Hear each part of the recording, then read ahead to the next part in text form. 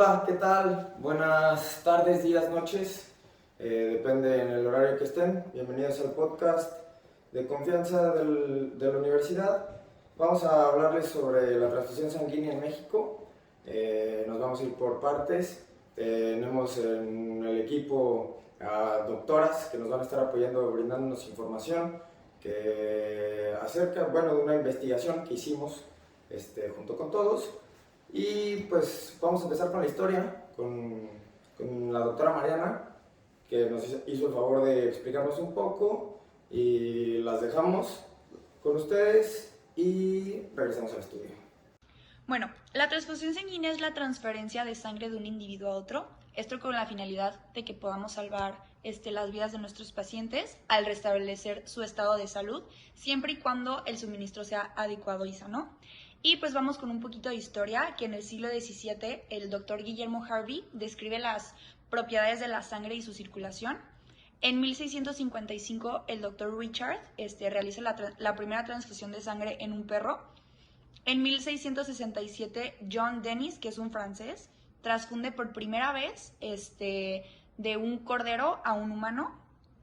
Y en 1818 James Blundell transfunde sangre, pero esta vez durante un parto. Y por último, en 1901, la doctora Carl descubre los grupos sanguíneos, que es A, B y O, y para esto establece su compatibilidad.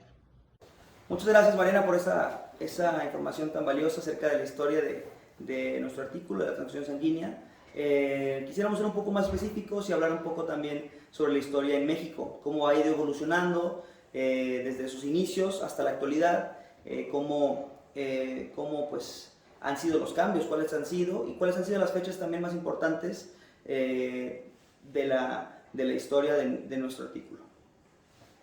Pues dejamos con la doctora Alejandra, que nos va a brindar un poquito de información básica también acerca de la transfusión sanguínea, para que todo quede muy claro y nadie tenga dudas acerca del tema. Es un tema muy importante. Regresamos enseguida. Bueno, posteriormente el artículo menciona que hay importantes puntos que se deben de tomar en cuenta para lo que es la transfusión sanguínea. Entre estos, primero se tiene que identificar al paciente. Después se tiene que extraer la muestra y se rotulan las muestras sanguíneas. Posteriormente, una prueba de compatibilidad, el despacho de sangre, recogerla y transportarla y manipularla en lo que es el área clínica. Después se administra al otro paciente y se tiene que tener una vigilancia porque es importante estar al pendiente de algún efecto adverso. Todo esto para mantener un mecanismo de protección contra lo que es la sífilis, la hepatitis, el paludismo y entre otras enfermedades que se pueden contagiar.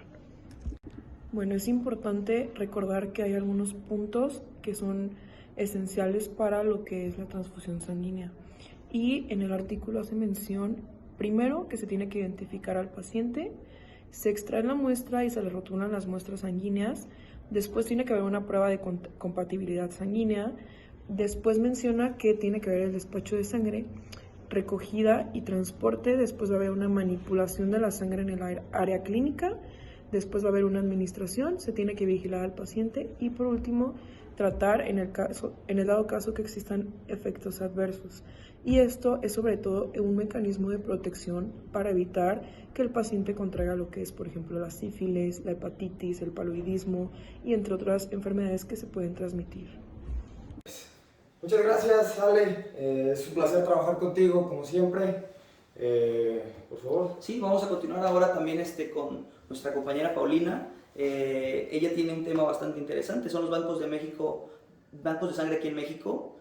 Como sabemos, hay instituciones tanto privadas como públicas e instituciones que no son 100% dedicadas a la medicina, como escuelas, en fin, muchas otras compañías grandes que cuentan con esos servicios. Entonces nuestra compañera Paulina nos va a decir más a detalle las cantidades exactas y las instituciones que cuentan con estos servicios.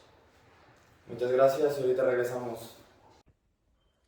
Es importante recordar que en lo que viene siendo la República Mexicana existen 572 bancos de sangre, los cuales están distribuidos de la siguiente manera.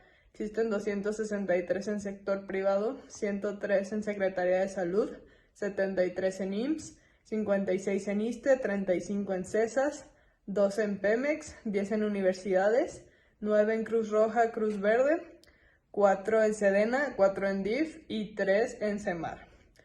Algunos obstáculos que no le permiten a los donadores altruistas llevar a cabo esta acción son el difícil acceso a estos bancos donadores de sangre, o también los cortos tiempos de atención, y al repartir fichas se vuelve más lento todo el proceso. Algunas de las infecciones que se pueden adquirir mediante estas transfusiones sanguíneas son bacterianas, de parásitos, virus, priones. Las bacterias más comunes son Brucella y Treponema pallidum. Los virus más comunes son VIH, el de la hepatitis B, C, citomegalovirus, y los parásitos más comunes son Trypanosoma cruzi y Plasmodium. Muchas gracias, Paulina. Muchas gracias, doctora Paulina. Pues regresamos una vez más. Justo para mencionar una parte bastante importante que vienen siendo los errores y algunos de los efectos adversos que se pueden encontrar en estos procesos, ¿no? Yo lo dividí en 3 partes. La primera es el error del proceso. Puede haber datos que no coinciden, puede ser que hay un volumen incorrecto, que tengamos un tubo incorrecto, una muestra que pues no nos funcione, que esté coagulada, que esté hemolizada o que esté lipémica. Y pues obviamente también puede ser una solicitud ilegible. Después de eso tenemos los efectos adversos, que epidemiológicamente pues es muy poco probable que sucedan. Solamente le sucede el 1 al 2% de las personas que se realizan estos procedimientos, ¿no? Puede tener fiebre, escalofríos, prurito, incluso también un poco de pérdida de la sensibilidad. Ya en caso de que ya en casos graves, pues puede haber lesión por sobrecarga de líquidos, lesión pulmonar, y pues hemólisis, que viene siendo básicamente pues debido a la incompatibilidad. Claro, muchas gracias, Diego, y también es importante saber pues qué tenemos que hacer en caso de una reacción. Para eso la doctora Julia nos hizo favor de hacer una investigación también de su lado y nos va a apoyar, nos va a brindar buena información. Ya saben que contamos con un excelente equipo de trabajo y seguido de ella sigue también la excelente doctora Marcela, que nos va a hablar de las medidas de seguridad para la transfusión sanguínea, y de ahí nos vamos al cierre. Muchísimas gracias y espero que lo estén disfrutando. Gracias, estamos de vuelta. Bueno, cuando estamos haciendo transfusiones puede que tengamos que el paciente tenga una reacción. ¿Cuándo puede pasar esto? Hay varios factores de riesgo que son pues que el paciente ya tenga una historial de transfusión donde haya tenido reacciones, que estemos transfundiendo más de una unidad de sangre de manera continua, pero bueno, eso depende más de cuáles son las indicaciones que se le dan al paciente, y que no contemos con el grupo sanguíneo o el RH del hemocompetente. Y bueno, ¿qué vamos a hacer cuando pase esto? Vamos a hacer una hemovigilancia. ¿Qué quiere decir? Vamos a suspender el procedimiento y vamos a volver a verificar todos los datos, tanto del donador como del receptor, pues desde nombre, el grupo sanguíneo, las indicaciones que se le dieron y todo. Y vamos a documentar el incidente en el expediente clínico del paciente. También tenemos que volver a repetir la prueba cruzada y bueno, volver a enviar la muestra de sangre pues, al banco de sangre. Y bueno, para que esto no pase es fundamental que el personal que esté realizando la transfusión esté capacitado y tenga todas las indicaciones para realizar el procedimiento correctamente. Para realizar el procedimiento de transfusión sanguínea debemos seguir las siguientes medidas de seguridad. La primera es que siempre debemos tener el consentimiento informado ya sea del paciente o de la persona responsable del paciente que vaya a recibir la transfusión sanguínea. La segunda es que cualquier producto que haya estado más de 4 horas en refrigeración no puede ser transfundido al paciente. La tercera es que todos los hemocomponentes, productos o bolsas de sangre deben ser transportados en contenedores estrictamente indicados para esto.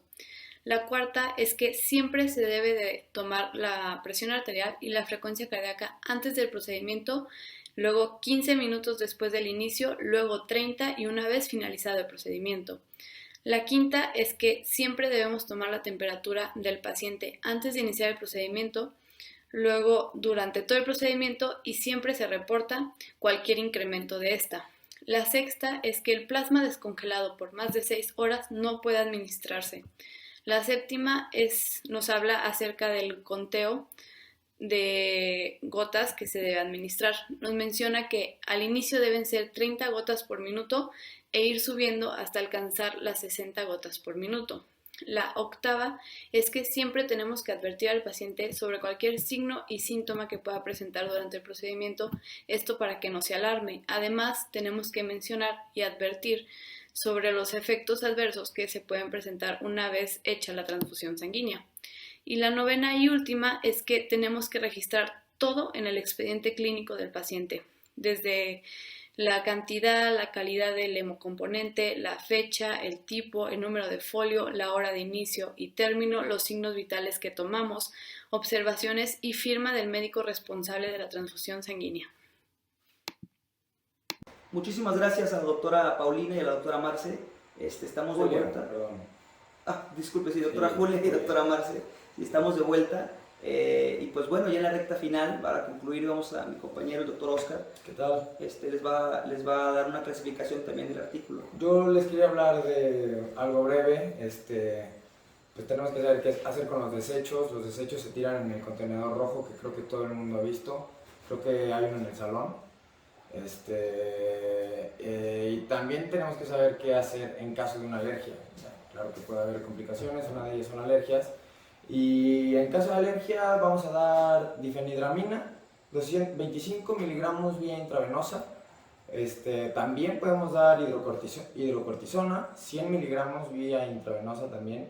Y en casos graves vamos a dar 0.5 miligramos de adrenalina. Por último, me gustaría cerrar también con un poquito de historia.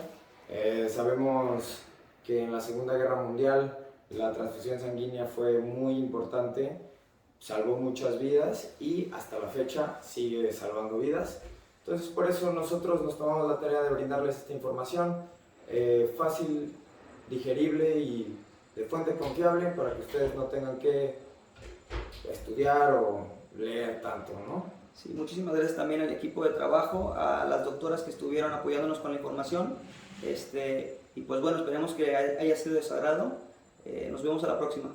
Hasta luego. Hasta luego.